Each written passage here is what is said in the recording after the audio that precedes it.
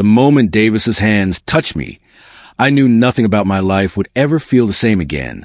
It wasn't a casual brush, not some fleeting accident of skin on skin. No, it was deliberate, charged, almost like he knew I wouldn't be able to walk away once he reached for me. The living room was quiet, the soft hum of the city filtering in from the balcony. But all I could hear was my heartbeat hammering as those strong fingers curled against my wrist, as if reminding me that I belonged right there, right then, in his grasp. And even though he whispered, "We shouldn't," the heat in his grip told a different story, that he wasn't going to let me go. That night, his hands claimed me, and they still haven't released me. Not even now. I've known Davis for years. The friend who'd always been steady, cool, and just slightly out of reach. The one who'd lean back on the couch after long nights, teasing me about my playlists, sipping his beer with that quiet confidence that always pulled people in. But until that night, I thought the spark was one-sided. I thought the pulse of attraction I carried for him was my secret burden. He came over because we'd both been restless. The week had dragged, and he texted late, "You awake? Can't sleep. Need to get out." I should have said no, should have told him to deal with his insomnia on his own, but instead I said, "Come over." So there we were, sitting too close on my couch, the warm light of the lamp painting everything in soft gold.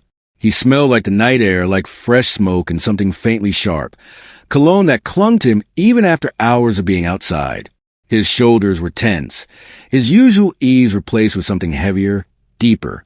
We talked at first, small things, work, friends, music, but then there were the silences, the ones that stretched longer than they should have, the kind that buzzed with everything unsaid. Every time our knees brushed, my chest tightened. Every time his gaze dropped to my mouth, I felt the air burn between us. And then his hand found mine. It was simple at first, his palm sliding against my fingers, slow, testing.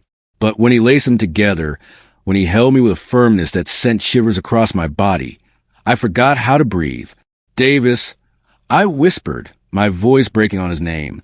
He leaned closer, his face shadowed, his lips just a breath away. "I can't stop thinking about this," he admitted, his voice rougher than I'd ever heard it. "About you." His thumb brushed my wrist, the warmth of his skin sparking fire that spread up my arm and into my chest. My body leaned into him without thought, without hesitation. "Then don't stop," I murmured, and he didn't. His other hand came up, cupping my jaw with a possessive tenderness that made my knees weak.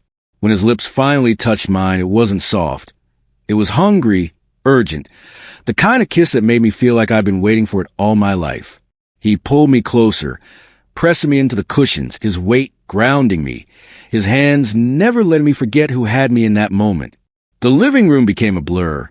The muted TV, the empty mugs on the table, the low hum of the city, all fading until there was only Davis.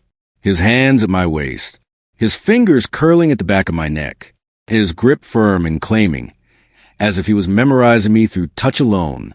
I wanted to say something, to tell him how long I'd wanted this, how often I'd dreamed of his hands on me, but words were useless against the storm that had already overtaken us. The way he kissed me was already confession enough. When we finally broke apart, my chest heaving, I tried to steady myself. We crossed a line, I whispered, though I didn't regret it for a second. His eyes burned into mine. Some lines were meant to be crossed. His hand tightened at my hip, making the promise clear. He wasn't letting me go back.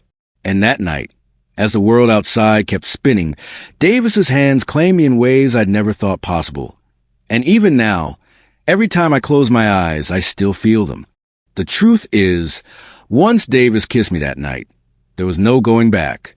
His mouth had left its imprint on mine. His hands had carved their claim into my skin, and every breath I took afterward carried his presence. Even as we pulled apart, pretending for a moment that we could collect ourselves, I knew it was a lie.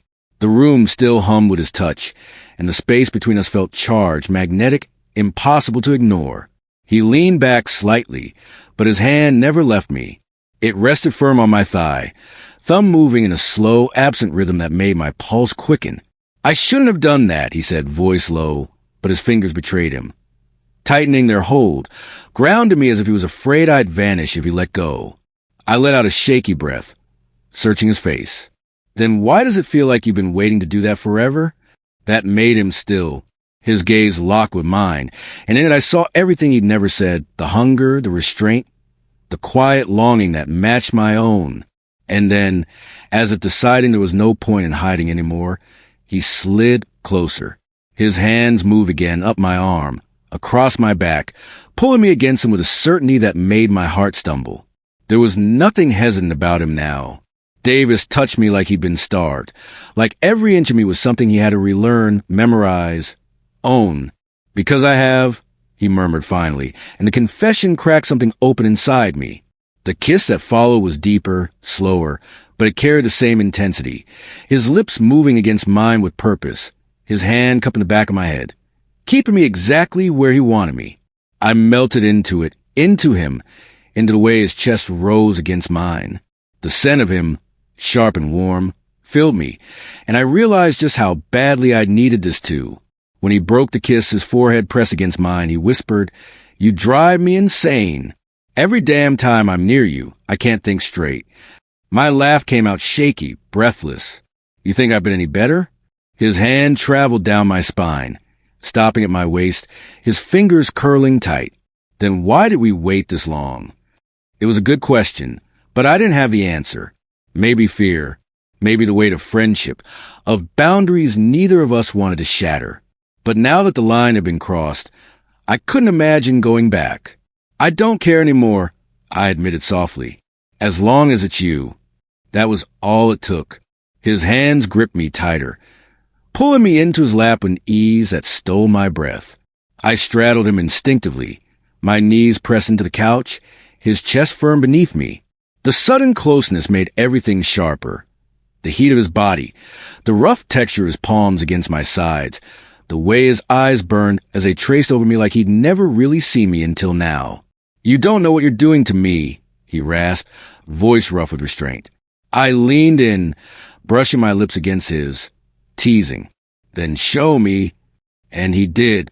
His hands roamed, steady and commanding, sliding under my shirt, spreading heat across my skin.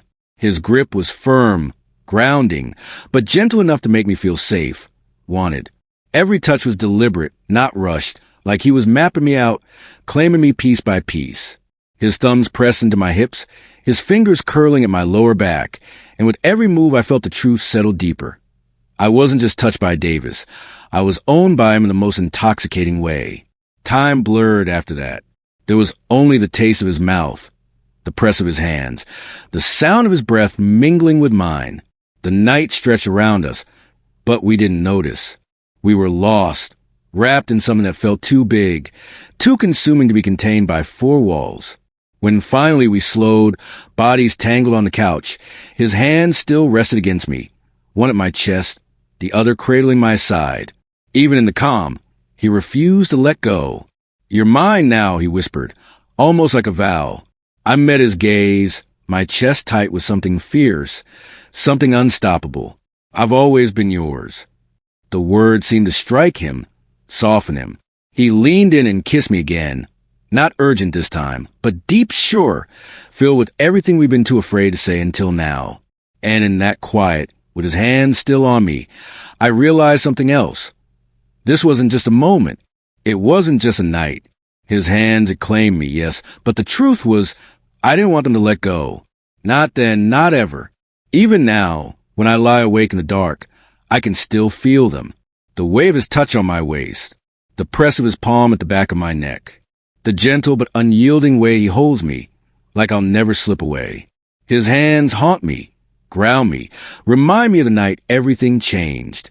Davis's hands claim me, and they still do,